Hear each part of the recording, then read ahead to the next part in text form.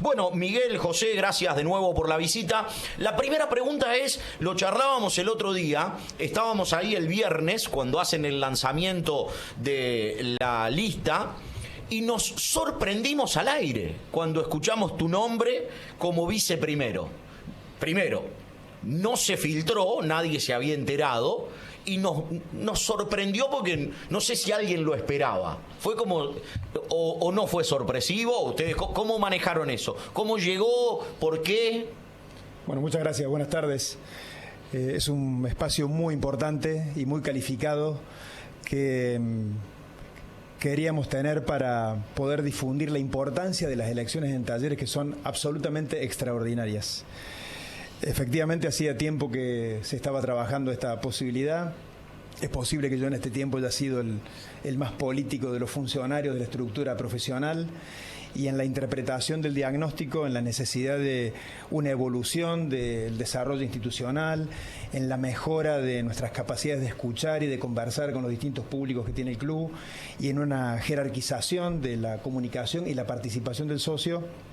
La invitación liderada por Andrés y acompañada por toda la comisión directiva se materializó finalmente con esta posibilidad de ser candidato a vicepresidente y poner a consideración de los socios una lista que entendemos muy calificada, no solamente por la experiencia de quienes la integran, sino también por el perfil que tiene que ver con la identidad de Talleres, porque apellidos como Chércoles, Curtino, Guediquian tienen que ver con lo mejor de nuestra historia, y además personas de apellido Rogio o Parga o De Biasi también tienen que ver con la historia contemporánea del club. Además, la inclusión de profesionales del ámbito de la construcción, como Galopa, como Bush o como Atelman, también están dando una señal clara sobre cuál tiene que seguir siendo uno de los pilares de desarrollo en el crecimiento patrimonial del club. ¿Y para vos en lo personal cambia algo? De pasar de ser el encargado de la comunicación, de las relaciones institucionales, a ser vicepresidente primero. Y cambia en el orgullo, en la magnitud de la responsabilidad y en las características de una tarea que por supuesto en lo diario es distinto. Claro, tendrá un estatus directivo que por supuesto es distinto a una tarea estrictamente profesional, pero bueno, en estos años también les consta, hemos construido un equipo de trabajo de mucha calidad humana y de mucha capacidad profesional que irá resolviendo el operativo. Los que vienen desde el comienzo, vos sos uno de ellos. Así es. Pero no es una excepción, digamos, son muchos. Sí, muchos. Está Rodrigo, que también viene del comienzo. Así es. Mencionaste Rogio, que también viene del comienzo. Así es. Maxi Salas trabaja en la estructura desde el comienzo. Así es. José hace mucho tiempo que está. No sé si desde el cero, pero... Y antes del cero, porque era voluntario ad honorem, claro, para atender justamente a los periodistas en ocasión de los partidos y valorando la necesidad de un crecimiento de un área que ha tenido como eje de trabajo acompañar la reconstrucción de la identidad, ser una fuente confiable en la generación de contenido y trabajar el valor de marca. Hoy Talleres tiene un desarrollo en un equipo de trabajo que ha sido distinguido por distintos premios en el país. Gerardo también es otro que viene exactamente, y hoy el área de comunicación de Talleres resuelve integralmente desde la construcción del mensaje y la campaña hasta la creatividad y el desarrollo de los medios. Se traduce en la web, se traduce en la atención a los periodistas, se traduce en las redes sociales, en el contenido audiovisual, gráfico, y eso habla de una decisión importante en el comienzo de la gestión liderada por Andrés de que las áreas profesionales tuvieran ese estándar para acompañar la tarea directiva. Miguel, ¿cuál fue el sentido de la modificación del estatuto? Y el estatuto tiene una plena vigencia desde el regreso a la normalidad institucional. Eso es un dato importante, y esa elección de noviembre del 2014 marca una dinámica de funcionamiento diferente. En Talleres creemos que la institucionalidad es la base para el orden administrativo económico, y entre ambas cosas los cimientos para que el club pueda cumplir realmente su función social. La plena vigencia de derechos y obligaciones y la solvencia económica son la base para el protagonismo deportivo. Eso creemos en el club. En Talleres no está en vigencia el estatuto durante 10 años, del 2004 al 2014.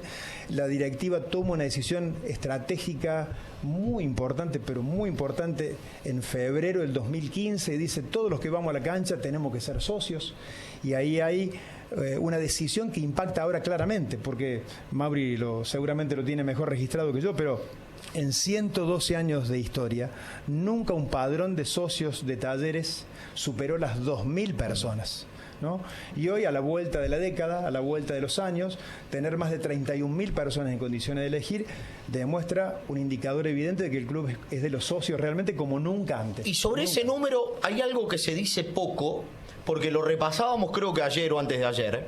Uno de los requisitos para poder votar es tener 2 años de antigüedad pagando la cuota ininterrumpidamente. Es decir, que vos llevás 30.000 personas hace 2 años que todos los meses se están pagando. Así es, y eso lo demuestra el reporte del balance, ¿no? Una quinta parte del ingreso del club. Digo, mínimamente hace 2 años que están pagando. Aparte, teniendo en cuenta que la tele cada vez te da menos. Sí, en proporción a ese ingreso, ¿no? Sí, exactamente.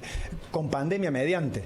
Bueno, pues también nos hemos olvidado de la pandemia, ¿no? Y hay que recordar que muchas familias acompañaron con un enorme esfuerzo esa membresía al club. Pero vuelvo a la pregunta, el estatuto tiene una importante modernización en el 2017 y es allí cuando se incorporan estos criterios de que quienes vayan a presidir la comisión directiva, los socios elegimos una comisión que tiene que administrar el club, tuviesen formación, experiencia y solvencia, porque entendemos que en la magnitud de Talleres, en la grandeza de Talleres, también una proporcional responsabilidad sobre las decisiones que ahí se toman. Y finalmente, la modernización de este año, que tiene 2 signos de apertura. Una, efectivamente, la posibilidad de poner a disposición de los socios la nueva candidatura de Andrés, pero también abrir la posibilidad que otros socios, que no habiendo integrado organismos de gobierno en este último tiempo o anterior a la quiebra, y teniendo 6 años como socio de manera continua, también pudieran poner a consideración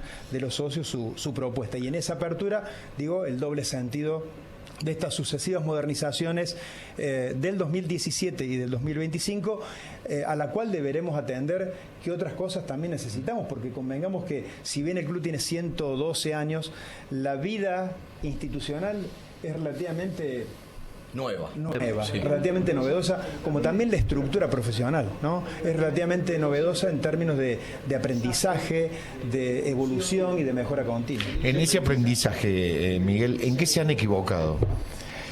Nos hemos equivocado en algunas decisiones deportivas, evidentemente, y la tabla muestra que el rendimiento no fue según lo esperado.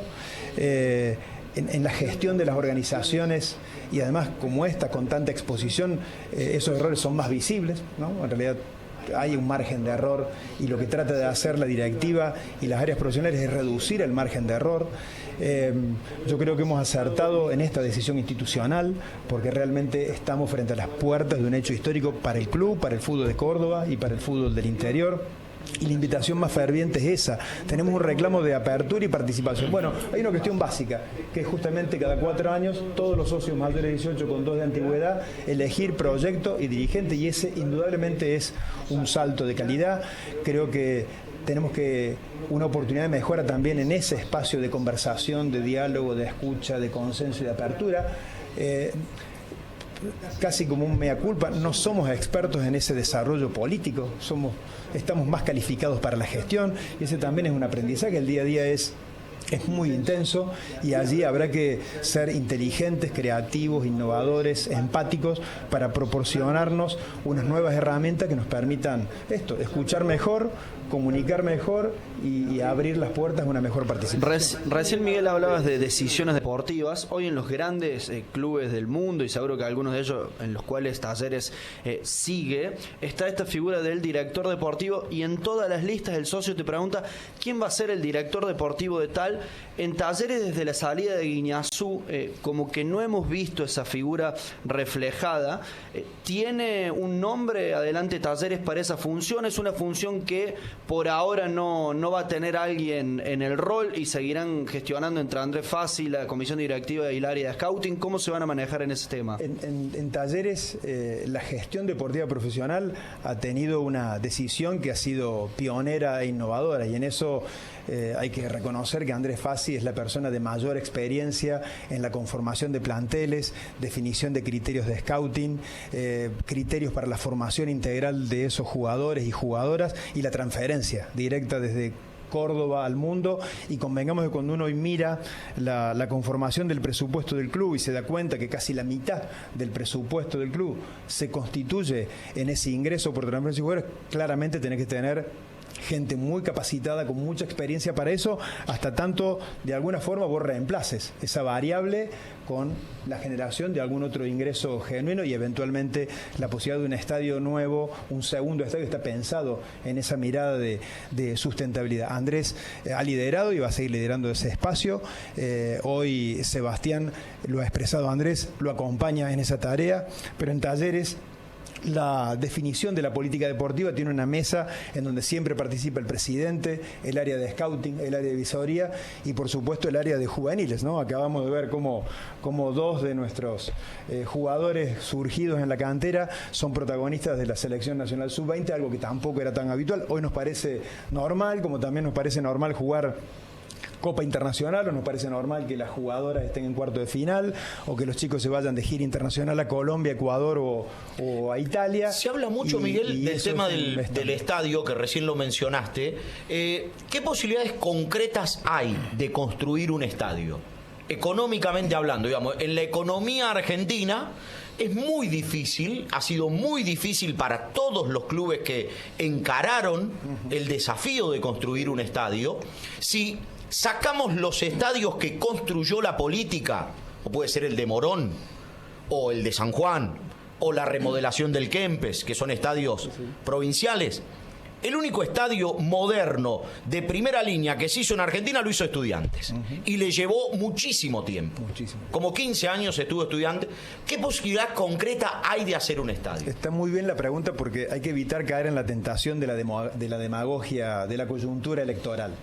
Sí hay que decir que Talleres considera muy importante ese segundo estadio, no solamente por una cuestión de identidad y de folclore, sino también porque hay que mejorar la experiencia de los socios y sus familias que van a la cancha y de todos aquellos que trabajan en un estadio.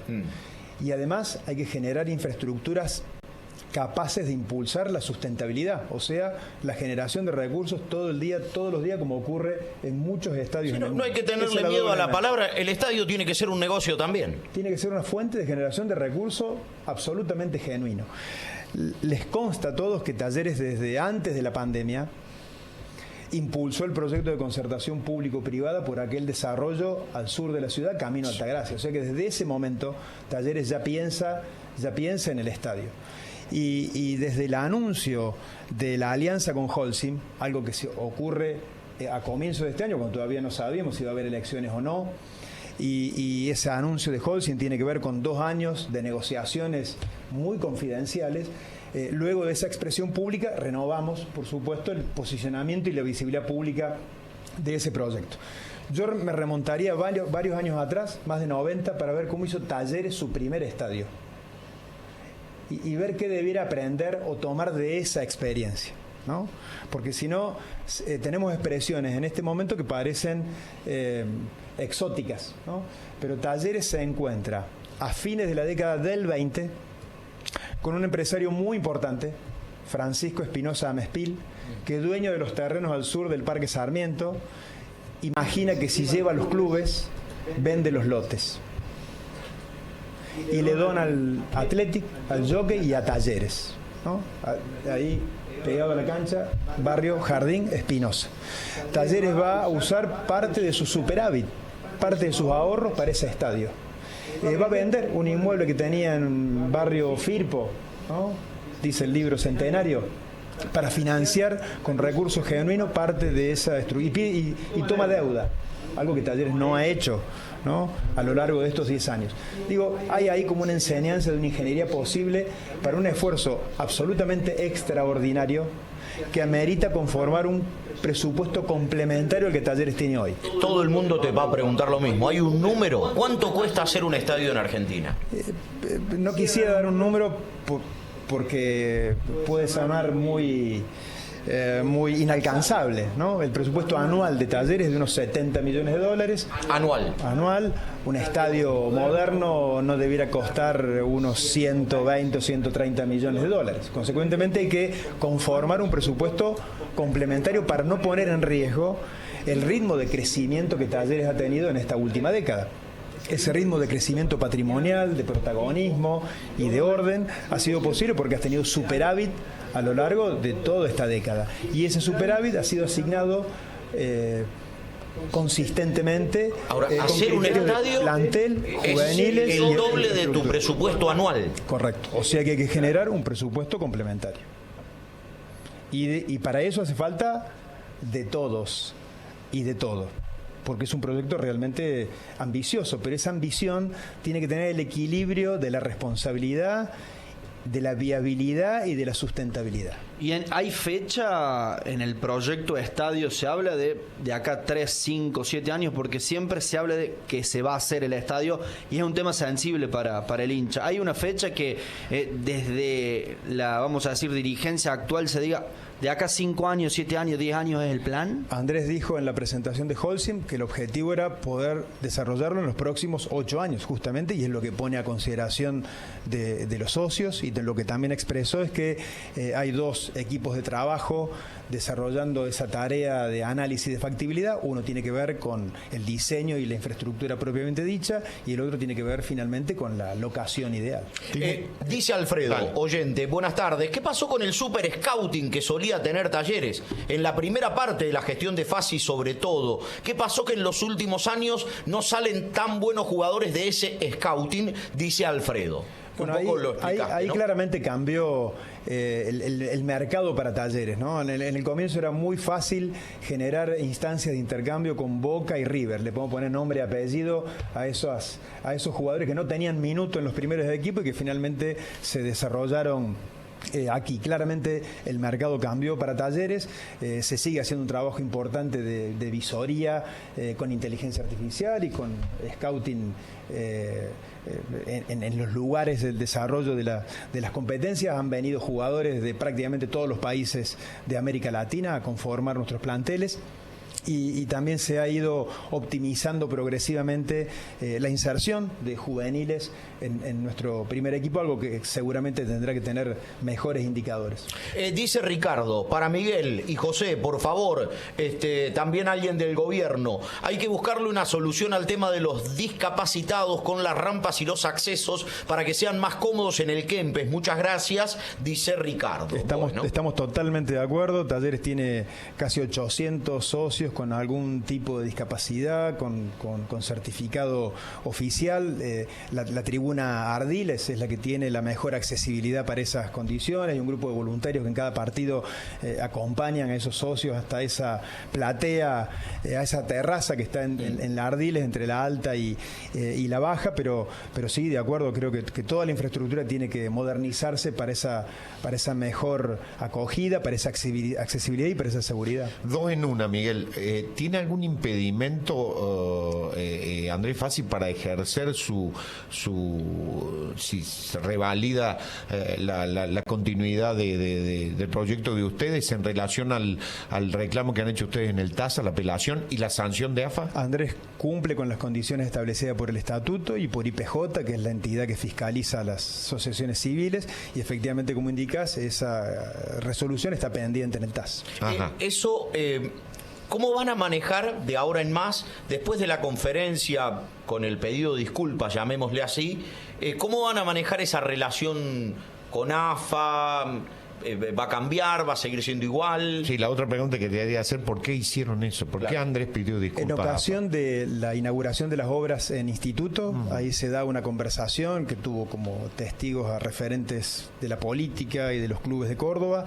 En esa conversación que mantuvieron el presidente de AFA con el presidente del club, hubo allí una disculpa y el pedido del presidente de AFA fue que eso mismo fuera dicho públicamente, y nosotros cumplimos en ese sentido.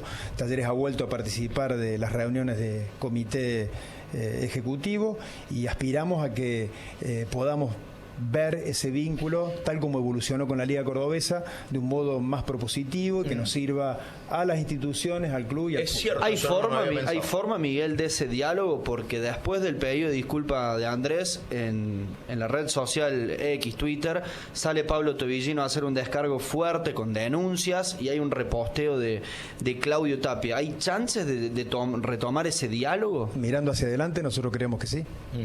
Dice, lo que pasó ya está, vamos de cero. Exactamente. ¿No se ponen ustedes como para levantar la mano y decir sí, chique a todo? ¿No quedan mal ubicados en ese Andrés Fassi que era como un bastión? Porque él tenía y sigue teniendo, me parece, un pensamiento totalmente distinto al manejo hoy de AFA. Taller ha tenido desde el 2016 que regresamos a primero una posición muy transparente y muy coherente en lo que entendemos tiene que ser el ecosistema del fútbol para que los clubes seamos más fuertes. Ese episodio fue crítico, fue extraordinario, fue muy difícil, fue muy complejo. Entendemos que ese año no generó beneficios para ninguna de las partes y la decisión es ver para adelante, ser propositivos y acompañar lo que sirva para todos. ¿Qué te pasa a vos como parte del club, como hincha que lo sos?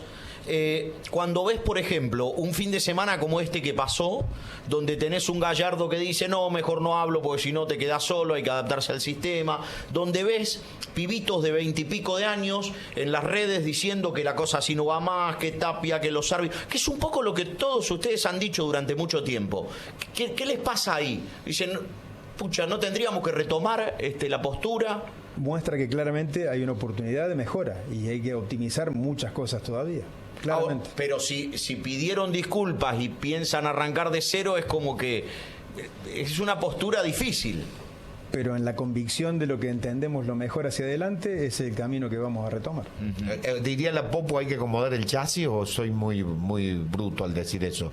Talleres es una organización muy grande y es absolutamente posible que haya perspectivas, intereses, puntos de vista, distintas puertas hacia adentro. Hacia afuera también, ¿no? Todas las decisiones que un club como Talleres toma impactan en muchos grupos de interés, podemos decir, ¿no? Ese es un equilibrio complejo. La grandeza de Talleres tiene impacto, lo ha tenido durante toda la vida, ¿no? Talleres siempre ha sido polémico en las decisiones domésticas y también en el fútbol nacional. Ahí hay como un ADN, ¿no? Puede explicarlo Nuccetelli, puede explicarlo Chércoles, puede explicarlo Curtino, ¿no? Claramente. Creo que el desafío es ese, ver cómo generamos convivencia, porque estamos convencidos que en esa convivencia positiva está la oportunidad para crecer. El conflicto no genera oportunidades de crecimiento. ¿Es difícil? Es difícil. ¿Hay complejidades? Hay complejidades. Nosotros apostamos a que hacia adelante seamos capaces de ser inteligentes, sensibles, proactivos y que el ecosistema crezca porque Talleres tiene todo para crecer sin techo y también el fútbol argentino. Miguel, recién decías que Talleres siempre fue polémico y hay una foto, no sé si polémica, pero fue una de las pocas fotos que vimos de Milei con una camiseta de un club del fútbol argentino y es la de Talleres. ¿Hubo una relación fuerte de Andrés con Milei? ¿Fue para la foto y nada más? Pero uno después ve que tienen una visión del fútbol parecida por el tema sociedades anónimas, capitales extranjeros. ¿Hay relación hoy, comunicación entre Talleres y gobierno?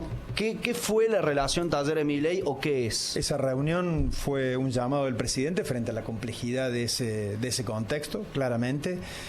Si revisamos los documentos oficiales de Talleres vas a ver que no hay una expresión en favor de la SAT, no las hay, sí, sobre los modelos de gestión, cualquiera sea la forma jurídica, y en estos 10 años hemos tenido muchas solicitudes y muchos pedidos para que el club combine sus intereses con los de la política partidaria. Y si hay algo que hemos hecho en este tiempo es no abrir la puerta a unos intereses que no sean los del fútbol, ¿no? De hecho, el estereotipo de Andrés es que es empresario, no político. Y claramente lo ha dicho muchas veces, no ha venido a la Argentina y a Córdoba para ser candidato de la política.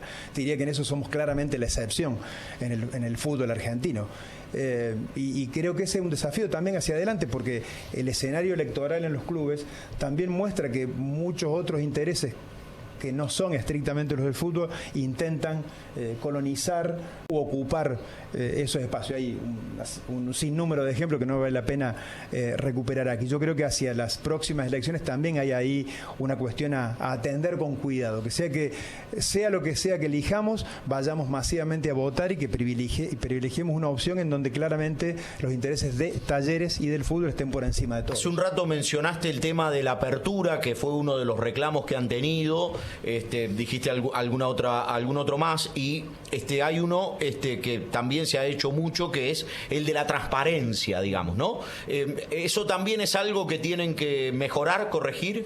¿O está bien como está? Se reclama mucho, por ejemplo, que informen las cifras de las transferencias, por poner un caso. Siempre hay mucho para mejorar. Si hacemos un listado de qué clubes te envían por correo electrónico a tu casilla el balance, que es el documento que cumple con todos los requisitos estatutarios de normas contables y de IPJ para contar la actualidad económica, financiera y de resultado del club, Talleres lo hace. Podríamos hacer un listado de ver cuáles son todos los clubes que lo hacen. ¿Esa rendición sigue siendo trimestral hacia AFA, Miguel? Esa rendición es trimestral. O sea, algunos clubes no la hacen. Talleres hace esa rendición. Talleres hace, pero hay otro que no. Y anualmente, cuando se lleva adelante la asamblea, Talleres le envía a sus socios y a los periodistas el documento oficial de esa rendición de cuentas, que es un documento que responde a estándares contables y técnicos. Es el documento más fidedigno porque está lo económico y está lo financiero. No siempre lo puesto en un Excel al final de un mercado termina siendo efectivamente lo que cobraste, y a las pruebas podemos remitirnos en relación a cumplimiento de objetivos o a deudas de situaciones que aún no has terminado de cobrar. Consecuentemente, nosotros defendemos que el balance sea ese documento que te traza la línea sobre lo que tenés, lo que debes, lo que te deben y tu crecimiento patrimonial. Y eso Talleres no es un buen ejemplo lo que hace Belgrano, por ejemplo, cuando termina el mercado, publica tal jugador llegó en tal condición por X monto. Nosotros tenemos en desarrollo un portal que tiene un portal de información que tiene la lógica de los gobiernos abiertos, de los gobiernos municipales abiertos, en donde vas a poder ver no solamente el ingreso, sino también los egresos. ¿Por qué? Porque creemos que si solamente muestro la columna de los ingresos, para aquel que no tiene experiencia de gestión, y en eso José puede compartir su mirada, sí sabemos que hay otra columna en donde están los gastos, ¿no? Entonces muchas veces ver solamente lo que te ingresó puede darte una mirada muy parcial sobre la realidad económica, ¿no? También tenés montaje, mantenimiento, tenés desarrollo de cancha, infraestructura, la residencia de los chicos, la pensión, la escolarización, los traslados, la logística. Este portal que tenemos en desarrollo, que esperamos poder presentar en la asunción de las nuevas autoridades, te va a poder mostrar interactivamente esos ingresos, no solamente el porcentaje de venta y el recurso que te ingresa por eso, sino también en qué asignas en términos de inversión y gasto toda la dinámica de funcionamiento cotidiano del club. Miguel, dale. Con relación a esta cercanía al socio, y es algo que piden muchos socios, y si bien hablamos de infraestructura, uno va al predio, ve el crecimiento, está a la vista. Uno, por ejemplo, va a River y ve los asadores, los quinchos, y es algo que acerca al socio o hasta genera más socio y sentido de pertenencia. ¿Qué visión tiene el oficialismo sobre ese punto? Por ahí de construir en el predio, vamos a decir, algunas instalaciones que permita que el socio se acerque aún más al club y hasta sea una oportunidad de captar nuevos socios. Es decir, los socios del interior, el domingo, Talleres juega a las 6 de la tarde, pueden venir una porción, estar acá. ¿Hay un plan de eso o no es parte de aquel desarrollo de la concertación público-privada? Mundo Talleres, Camino Altagracia tiene un desarrollo que va en ese sentido, pero lo primero que hay que decir es que cuando Amadeo Nuchetelli en el 77 adquiere las 24 hectáreas, está imaginando un lugar en donde entrenen todos los planteles, y esa es la expresión. Talleres, lo cierto es que nunca ha tenido un predio familiar recreativo con quincho, asador y pileta para esa actividad. Y hoy lo cierto es que después de 40 años donde no se hizo esa infraestructura, hoy la prioridad está puesta en infraestructura para todos los planteles. Una infraestructura que tiene que tener el mismo nivel y jerarquía de desarrollo para la escuelita y el semillero de fútbol, como para el femenino, como para los juveniles ligas, juveniles AFA y el primer equipo. Y como Talleres no lo hizo durante 40 años, hay que hacerlo ahora. Y hay que hacerlo rápidamente, porque ese es el estándar para poder captar jugadores de jerarquía. O sea que la prioridad realmente está puesta ahí.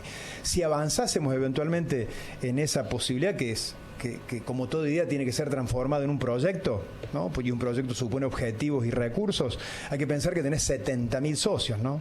Consecuentemente, esa infraestructura debería imaginarse de un modo sustentable, con esa cobertura geográfica para esos socios que hoy de Talleres viven en todos los barrios de la ciudad, lo que te daría eventualmente algún otro condicionante para imaginarlo así. Hoy la prioridad está puesta en el Centro de Alto Rendimiento Deportivo. Una última de cada uno y nos vamos. La Asamblea de Representantes, Miguel, va a tener,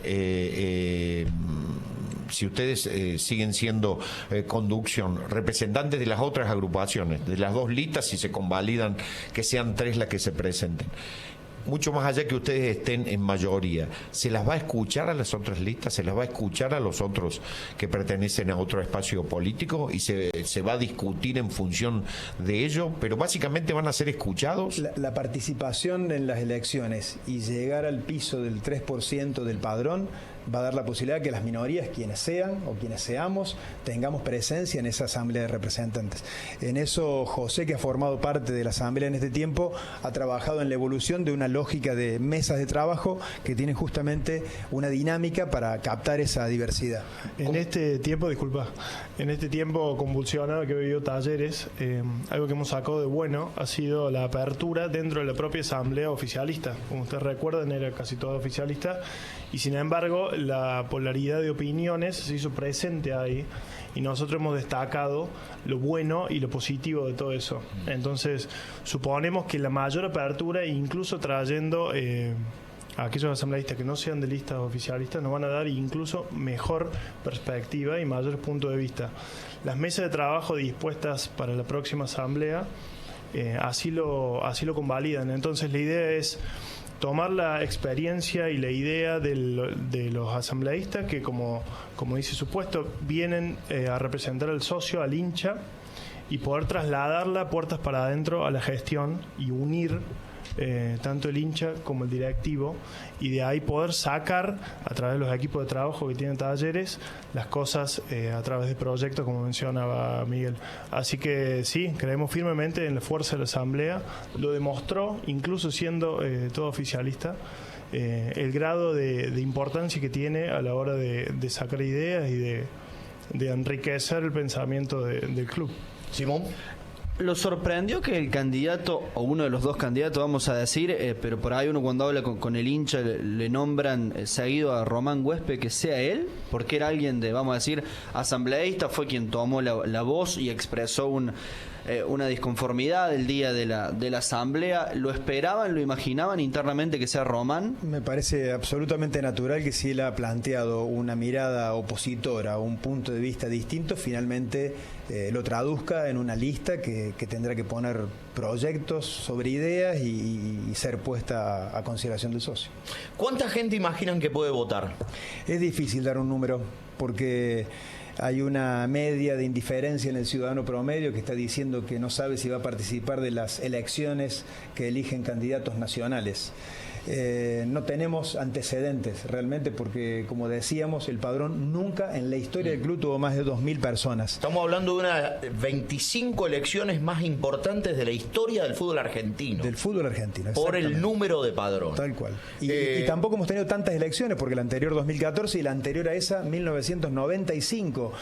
Es difícil poner un número. Nosotros creemos que hay que reforzar todas las instancias de difusión de la votación. De hecho, valoramos mucho este espacio porque, aún siendo Día de la Madre, en la eventualidad de tener que jugar con River también ese día, la participación de los socios, el club es de los socios, tiene una primera instancia básica que es ejercer este derecho y esta obligación de ir a votar, porque esa votación elige dirigente y elige proyecto. ¿Van a la cancha contra River o se quedan de 6 a 9 de la noche esperando a la Junta Electoral para si se juega domingo a la noche? Porque se puede llegar a comunicar el ganador. Desde la Junta Electoral me indicaron que es 9:15 de la noche. Va a estar arrancando el partido. Perdón la ignorancia, me perdí el dato, a lo mejor en algún momento salió. ¿Cómo se vota? ¿Con qué tipo de boleta única? Boleta única. Se vota papel en un box con lista única en donde el Pones socio una crucecita marca una y- cruz en 1, 2, 3 opciones. O sea, no es tan lento contar tampoco. No va a ser tan lento contar, va a ser muy transparente, va a ser rápido y de verdad esperamos que mucha gente vote porque eso será indudablemente un testimonio de grandeza. Será claramente la evidencia de que el socio se hace cargo de esa cuestión tan básica como elegir cuál es el proyecto para los próximos años. Miguel, José, muchas gracias a los dos por la visita. Vamos a tener posiblemente, y si todo sale bien, los candidatos a presidente la semana que viene de cada una de las 3 listas para que podamos charlar con ellos también. Mañana nos van a visitar y pasado sucesivamente los candidatos a vice de cada una de las listas, que en definitiva son todos hinchas de Talleres, más allá de las diferentes ópticas que puedan tener con respecto a cómo se conduce. Eso está fuera de discusión, está fuera el amor y la pasión. El tema es que al amor y a la pasión hay que ponerle capacidad, convicción, valores, sentir profesional y mucho trabajo.